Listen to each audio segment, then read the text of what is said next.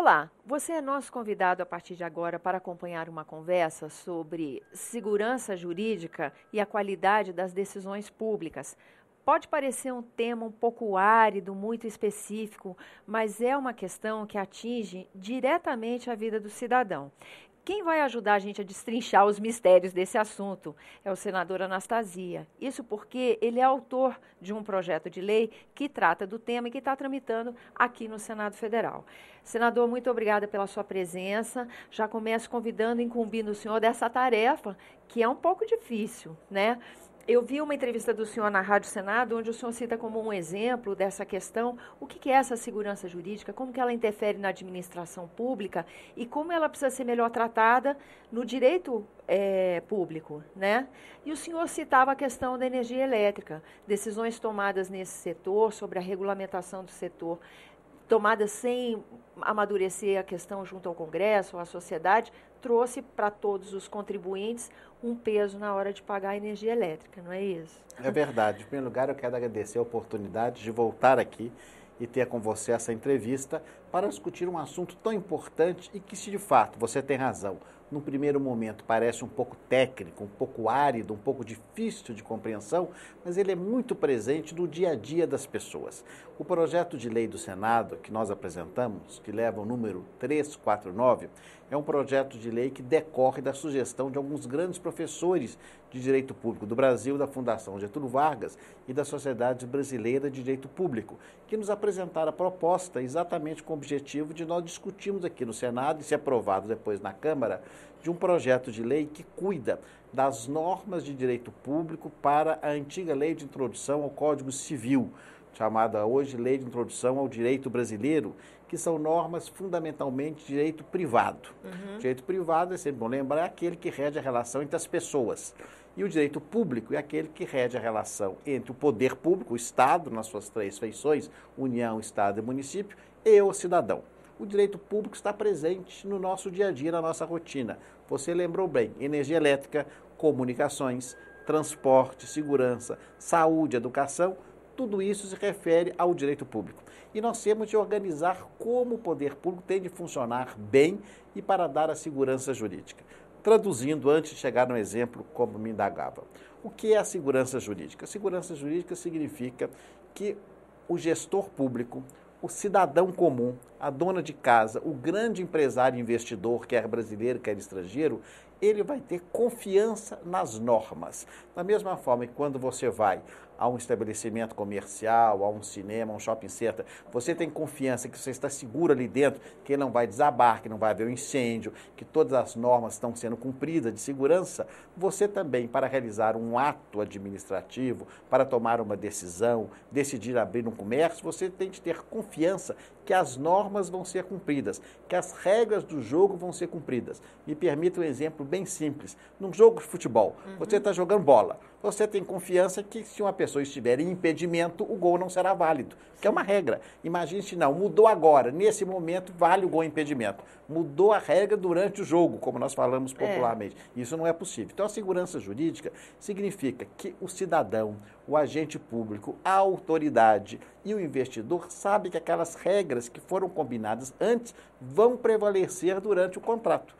Isso parece algo óbvio, mas ele é essencial para que o Brasil amadureça sob o ponto de vista do desenvolvimento econômico. E hoje no Brasil, lamentavelmente, não há segurança jurídica.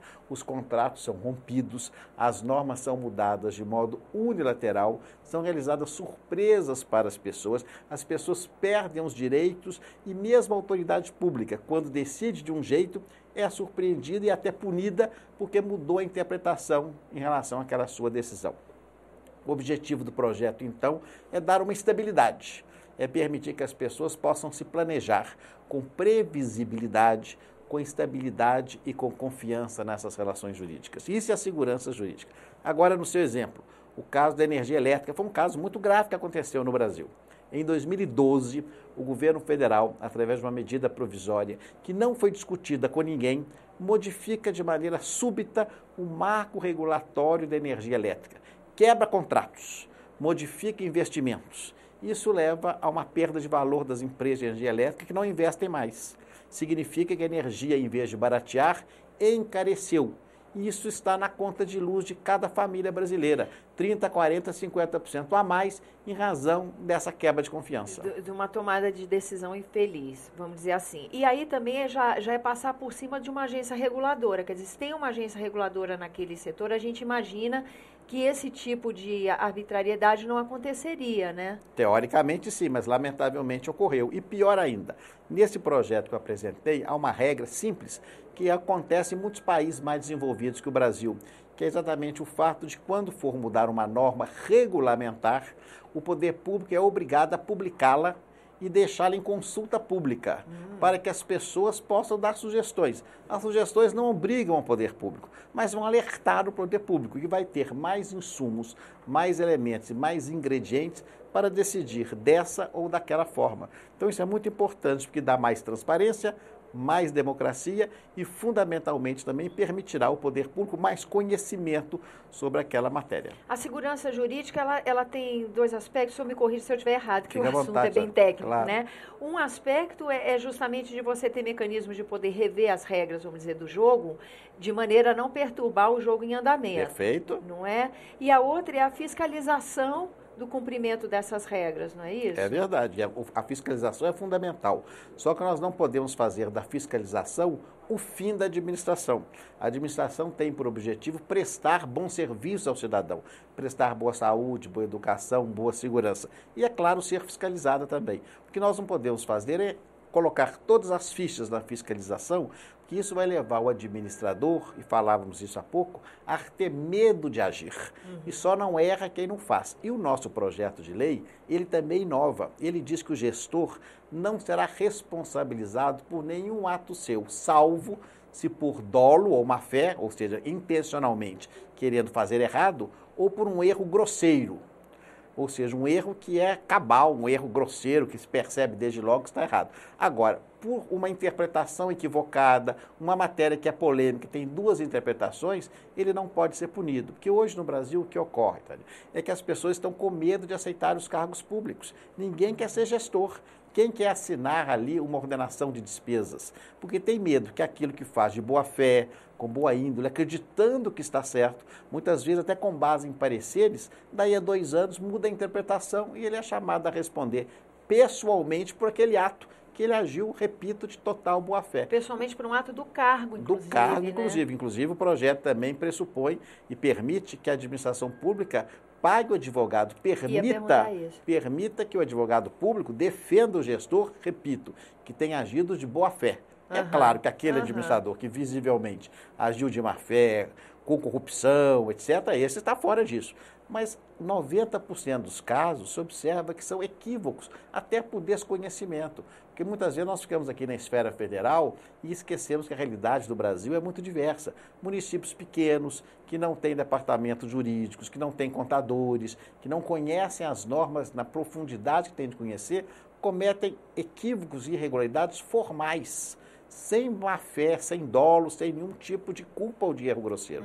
Então é claro que essas pessoas não podem ser punidas por causa disso. E a interpretação, também está colocada no projeto de lei, deve levar em conta as suas consequências.